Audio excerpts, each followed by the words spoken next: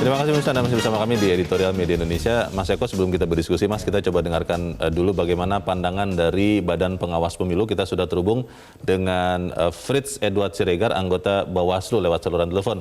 Bung Fritz, selamat pagi. Selamat pagi Mas Ronald, selamat pagi Mas Eko.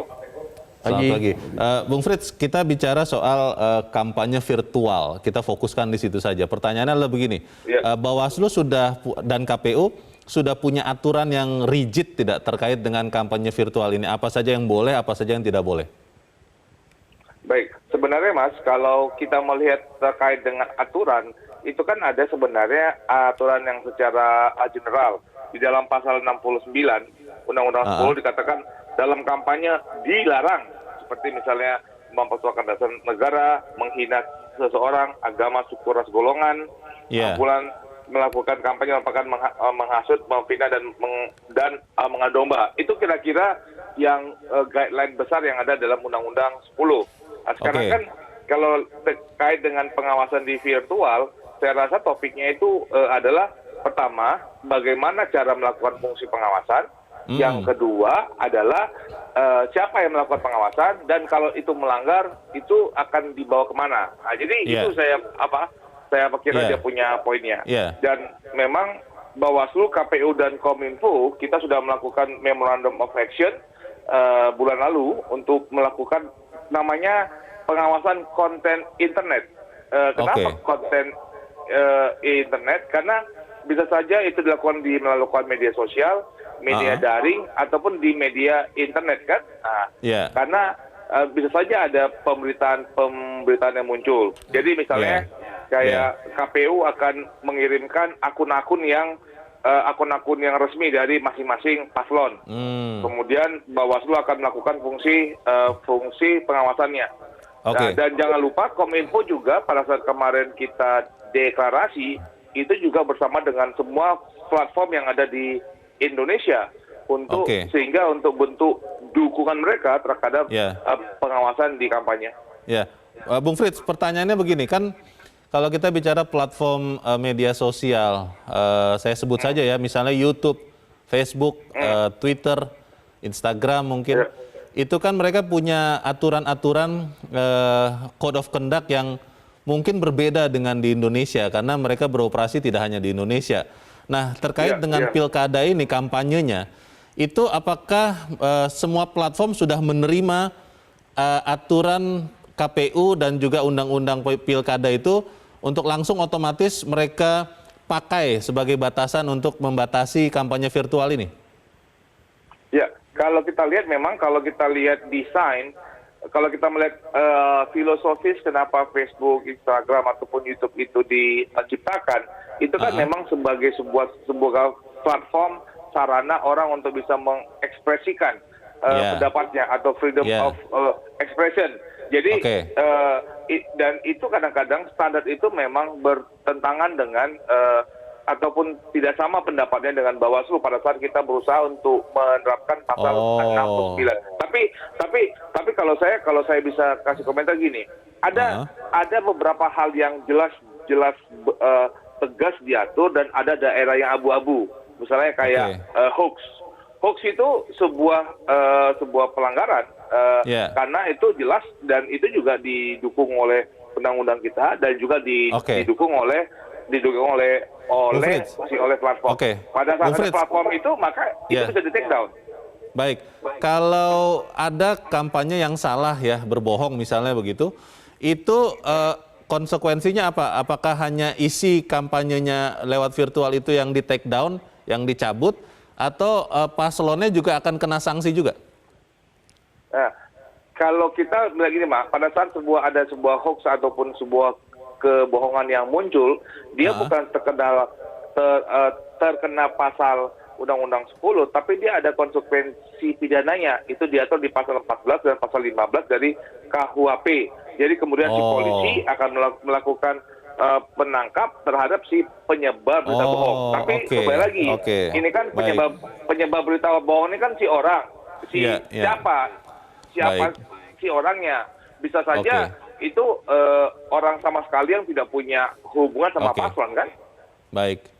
Baik, kita harap Bawaslu benar-benar cepat, tanggap, dan juga berani ya untuk menindak setiap pelanggaran kampanye. Bung Frits Edward Siregar, terima kasih sudah mencerahkan kami pagi ini. Selamat pagi. Pertanyaannya itu selalu, Mas Eko. Saya masih ingat Pilkada Jakarta ada banyak ujaran kebencian di situ. Yang terakhir, kemudian juga ada kebohongan-kebohongan, hoax. Dan itu dilakukan secara di luar jaringan, offline, tatap muka seperti ini. Dan kalau di dalam jaringan atau online atau virtual, itu kan lebih mengerikan lagi, karena dengan mudah masuk ke handphone kita, tanpa ada saringan, kecuali kemudian benar-benar diawasi dan dilaporkan. Ini tidak malah lebih berbahaya ya?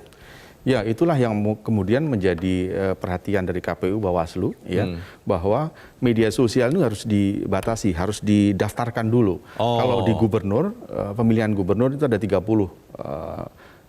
akun media sosial yang harus didaftarkan. Kemudian kalau di kota Bawaslu itu cuma 20. Jadi di luar itu pasti akan banyak sekali akun-akun liar yang kemudian menyerang dan lain-lain. Makanya Bawaslu harus aktif di sini, bertindak sebagai juri, ya, berkoordinasi dengan pemerintah dan kepolisian daerah di masing-masing tempat. Karena kita kalau lihat PKPU-nya memang tidak ada sanksi mendiskualifikasi calon. Jadi satu mungkin yang dilakukan itu kalau berdasarkan PKPU kan menghentikan kampanye, ya, kemudian mengurangi hak kampanye dari sisi waktu. Cuma itu aja. Jadi belum ada diskualifikasi. Itu sebabnya maka Bawaslu ini harus tegas dalam hal ini. Kalau memang ada misalkan kampanye di luar itu virtual, di luar virtual maksud saya, mengumpulkan massa yang di luar ditetapkan oleh undang-undang, kalau cuma 50 yang boleh. Di luar itu pasti harus ada teguran. Kampanye pertama kemarin sudah ada 8 pelanggaran yang sudah dilakukan oleh pasangan calon. Sebetulnya kampanye ini untuk Pilkada Desember itu masih boleh tatap muka ya? Boleh, cuma dibatasi 50 orang. Maksimal 50 orang berkumpul di tempat yang sama itu? Ya, itu pun harus menjaga jarak dan lain-lain, protokol kesehatan harus diterapkan. Nah, di luar itu harus ada tindakan yang tegas. Di kampanye pertama kemarin sudah ada 8 pasangan calon yang melakukan pelanggaran. Nah, ini kan masih panjang nih rentangnya, karena waktunya 71 hari. Pasti akan banyak pelanggaran-pelanggaran di sana. Itu dibutuhkan ketegasan dari Bawaslu. Soal kampanye virtual yang melanggar juga pertanyaannya adalah begini, apakah itu bisa dengan cepat ditindak, lalu kemudian apakah terkoordinasi? Karena tadi Pak Bung Frits juga mengatakan platform-platform itu punya aturan yang belum tentu sama persis dengan aturan Bawaslu. Kita akan bahas itu di selepas jeda, dan pemirsa tetap bersama kami. Editorial Media Indonesia segera kembali. Terima kasih pemirsa Anda masih bersama kami di Editorial Media Indonesia. Mas Eko, sebelum kita lanjutkan diskusi, kita coba dengarkan dulu pendapat dari pemirsa Metro TV. Kita sudah terhubung dengan pemirsa Metro TV di Jember, Jawa Timur. Ada Pak Iwan. Pak Iwan, selamat pagi. Selamat pagi Mas Eko dan selamat pagi Bang Leo. Selamat pagi Pak Iwan. Bagaimana Pak? Keadaban itu berkaitan dengan kebudayaan dan peradaban yang langsung menyentuh persoalan moral, etik, atau akhlak dalam masalah agama. Nah, sedangkan virtual ini menyangkut teknologi tinggi yang kaitannya dengan internetisasi. Nah, kalau ini berkaitan dengan masalah pilkada dan ini berkaitan dengan masalah demokrasi, sudah barang tentu ini luar biasa mahalnya. Jadi kemarin saja SD, SMP, SMA, dan SMK itu saja sudah 460 miliar. Kalau setiap hari kalau 10.000. Jadi kalau begitu, demokrasi yang seperti ini mahal, itu jelas akan terjadi demokrasi cukong. Ini istilah media Indonesia loh. Dan demokrasi semu. Nah, kalau ini yang terjadi, sedangkan COVID-19 ini dalam tensi tinggi ini. Lalu bagaimana sebenarnya? Pakai saja yang namanya protokol kesehatan. Apa begitu? Bobol juga nanti.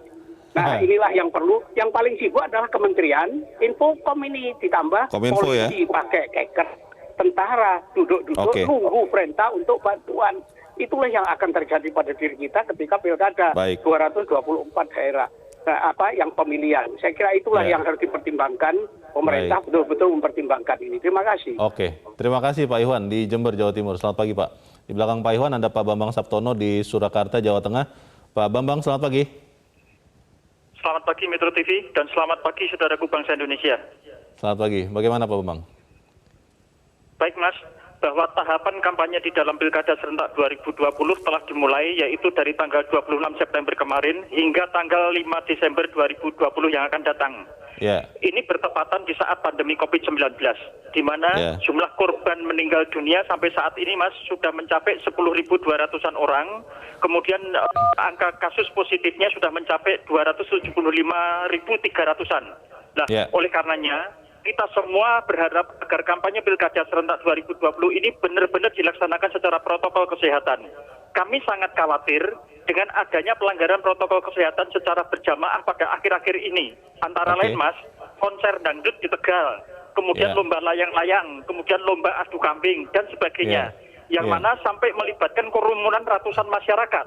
Selain itu Mas, kami juga diingatkan saat pendaftaran Pilkada yaitu awal September kemarin, dengan arak-arakan dan kerumunan massa di KPU.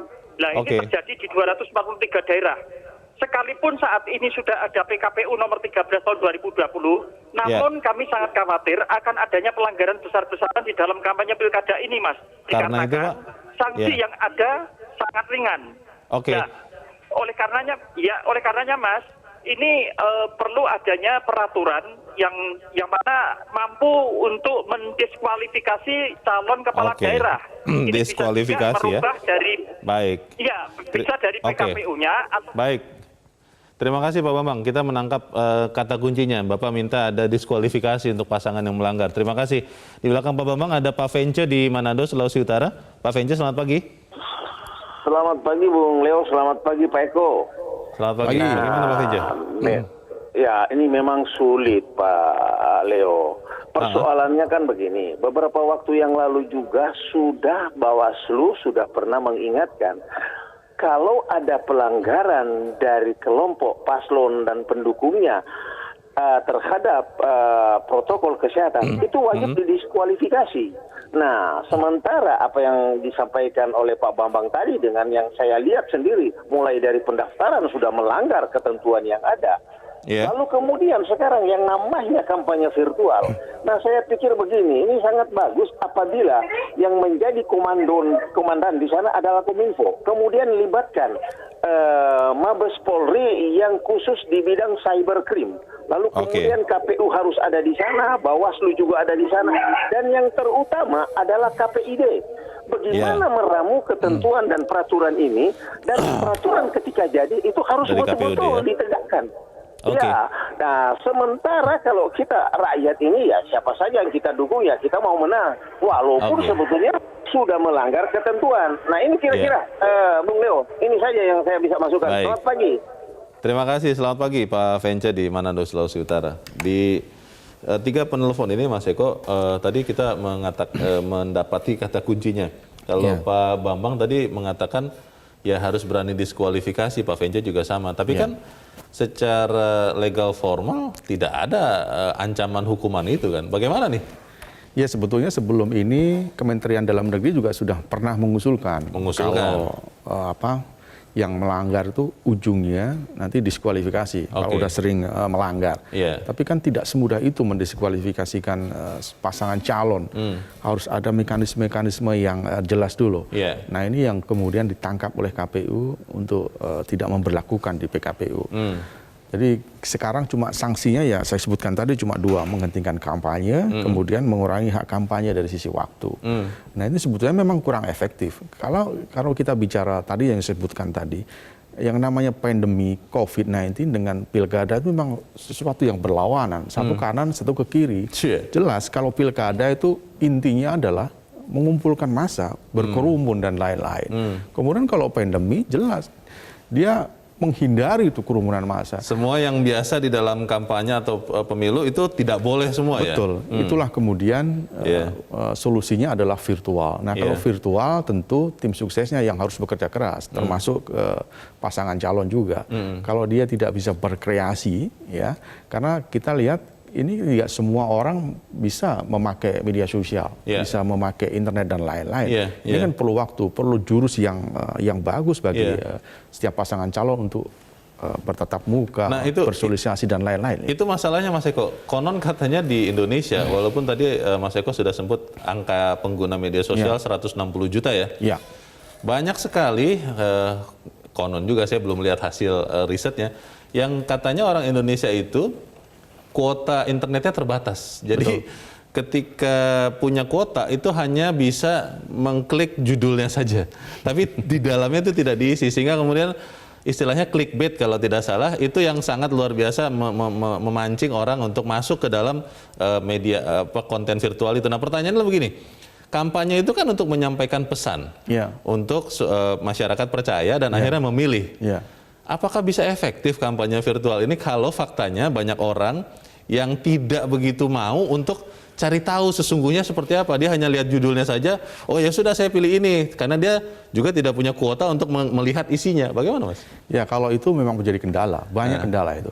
Jadi harus ada situasi yang antara daerah satu dengan daerah yang berbeda. Saya ambil contoh misalkan di Solo, ya itu sebetulnya bukan persoalan ini anaknya presiden, bukan. Tapi cara berkampanyenya bagus, Leo. Jadi semacam kayak TV berjalan begitu, dia tampil di TV, si Gibran maksud saya, kemudian dia menyapa warga Surakarta dan sekitarnya dengan jalan. Jadi warganya tidak mengakses internet, dia tidak memakai kuota internet dan lain-lain. Jadi mobil berjalan ada videonya begitu? Ya, itu mungkin salah satu cara efektif ya, dari tim pemenangan kampanye di Surakarta. Itu hal-hal yang seperti itu kan perlu diupayakan di berbagai daerah. Jadi bukan hanya rakyatnya, warganya yang dibebani oleh untuk mengisi pulsa dan lain-lain. Sehingga soal biaya tadi yang disampaikan oleh Pak Ihwan ya tadi tidak akan jadi masalah harusnya. Harusnya begitu, karena harus ada solusi-solusi yang cerdas lah. Kalau hanya mengandalkan masyarakat kemudian suruh melihat media sosial, Instagram, Facebook, YouTube dan lain, pasti akan males. Tergantung kuota. Betul. Hanya cuma melihat judulnya saja. Judulnya kalau kurang bombastis nggak bakalan dilihat itu, apalagi isi naskahnya. Jadi memang harus pintar-pintar di kampanye virtual ini. Kalau kita fokus ke virtualnya ya Mas ya, karena kalau untuk pengumpulan massa kan ada KUHP juga yang bisa dipakai di situ. Nah, di kampanye virtual tadi Pak Fred saya masih ingat mengatakan bahwa kalau sampai ada konten yang melanggar, yang berbohong, yang memfitnah orang lain begitu, ujaran kebencian, itu aturan hukum yang diterapkan bukan hanya aturan pemilu, tapi juga aturan hukum yang lain. Kalau saya pikir mungkin undang-undang ITE pun bisa diberlakukan ya. Tapi apa itu akan dilakukan? Karena ini kan sesuatu yang sensitif juga nih. Yang menjadi masalah adalah kalau media sosial itu sudah didaftarkan, ya tim pemenangan, kalau gubernur 30, kalau kota kabupaten itu cuma 20, itu bisa dipantau oleh Bawaslu. Yang resminya, akun resminya ya. Nah, kalau di luar-luar itu pasti akan sulit. Karena banyak, pasti ribuan. Nah, itu yang menjadi persoalan. Apakah yang memantau itu siapa? Taruhlah misalkan ada yang kepantau, satu misalkan hoax, ujaran kebencian dan lain-lain.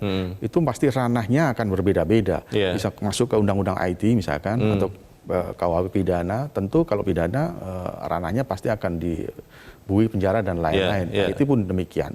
Jadi ini persoalan akan sangat kompleks di pilkada kali ini, Leo. Pertanyaannya begini Mas, soal kecepatan ya, itu juga menjadi masalah karena beberapa kali kita melihat bahwa aturannya jelas, tapi ada soal kecepatan mengeksekusinya. Ini kan berpotensi juga menimbulkan keresahan. Kita akan bahas itu di bagian berikut dan pemirsa tetap bersama kami. Editorial Media Indonesia segera kembali. Terima kasih pemirsa Anda masih bersama kami di Editorial Media Indonesia. Kita di bagian akhir dari diskusi kita pagi ini. Mas Eko, kalau bicara kecepatan tadi dan kemudian bagaimana tindakan setelah itu kan sangat menentukan bagaimana jalannya kampanye ini efektif untuk menunjang demokrasi kita. Itu bagaimana Mas? Yang paling penting adalah KPUD dan Bawaslu di daerah jangan bermain api. Jadi dia harus menjadi juri yang adil di sana. Jadi jangan diulur-ulur, ya, jangan dipermainkan. Ketika memang ada pelanggaran di sana, segera diproses. Jangan sampai ditunda-tunda. Kalau ditunda-tunda, semakin ditunda-tunda akan menjadi permasalahan. Jadi langsung saja dilaporkan, dieksekusi. Nah, itu akan menjadi lebih ringan tugasnya ketimbang dia mengulur-ulur waktu dan lain-lain. Pasti kan panjang ini. Karena kan kampanye ini panjang, 71 hari, Leo. Kemudian ada jeda 4 hari untuk tidak melakukan kampanye. Masa tenang ya? Masa tenang, tanggal 9 pemilihan. Jadi kuncinya sebetulnya ada di daerah. Karena yang tahu memang KPU di daerah dan Bawaslu daerah. Bukan pemerintah pusat atau KPU pusat. Ini kan hanya monitoring aja dari pusat. Kalau mereka KPU dan Bawaslu daerah bekerja dengan maksimal, termasuk kepolisian di daerah masing-masing, saya kira ini akan efektif. Kalau pertanyaannya kembali lagi Mas Eko, karena kan semua aturan ini tidak ada yang mewadahi hukuman diskualifikasi. Betul, iya. Dan itulah yang dipercaya paling ditakuti oleh pasangan calon karena membuyarkan usaha mereka.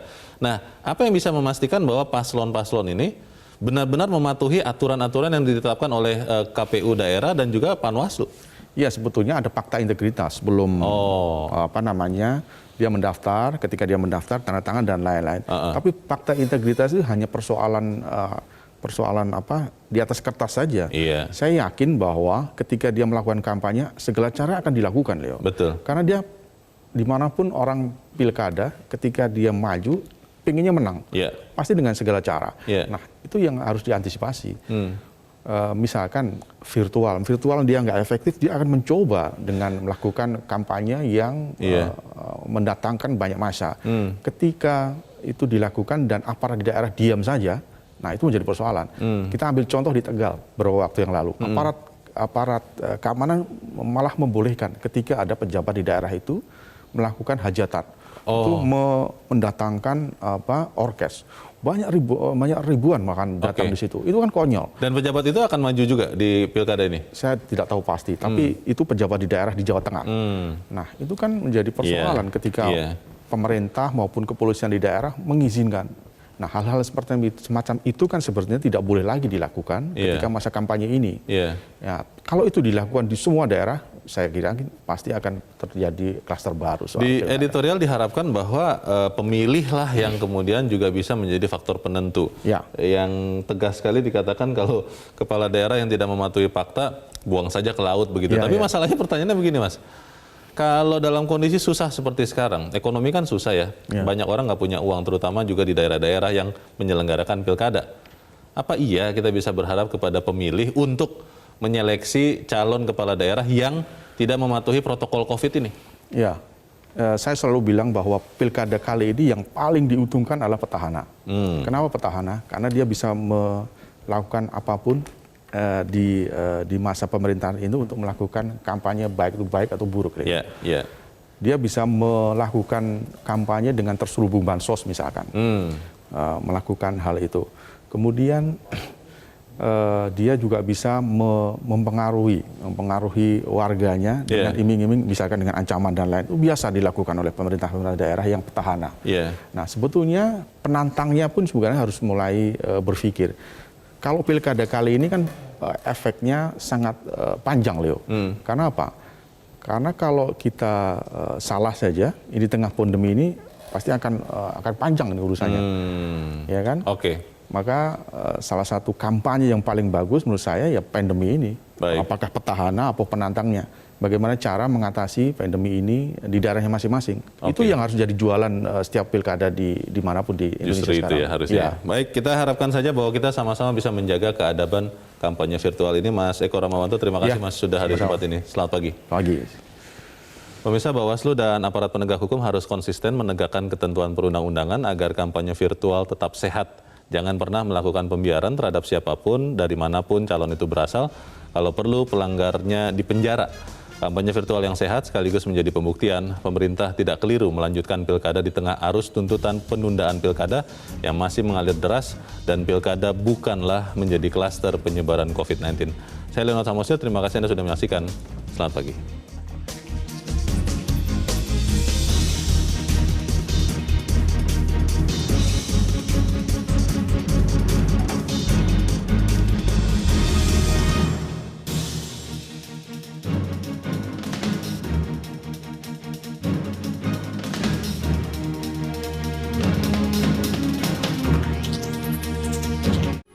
Metro TV, knowledge to elevate.